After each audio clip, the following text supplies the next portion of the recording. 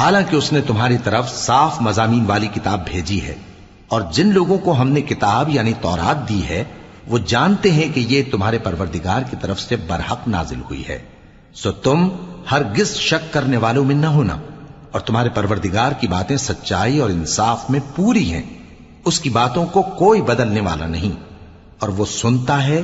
جانتا ہے۔ اور اکثر لوگ جو زمین پر آباد ہیں گمراہ ہیں، اگر تم ان کا کہا مان لوگے تو وہ تمہیں اللہ کا رستہ بھلا دیں گے،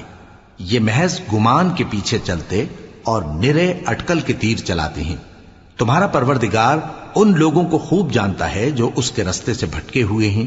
اور ان سے بھی خوب واقف ہے جو رستے پر چل رہے ہیں۔ سو جس چیز پر ذبح کے وقت اللہ کا نام لیا جائے، اگر تم اس کی آیتوں پر ایمان رکھتے ہو تو اسے کھا لیا کرو۔ اور سبب کیا ہے کہ جس چیز پر اللہ کا نام لیا جائے تم اسے نہ کھاؤ؟ حالانکہ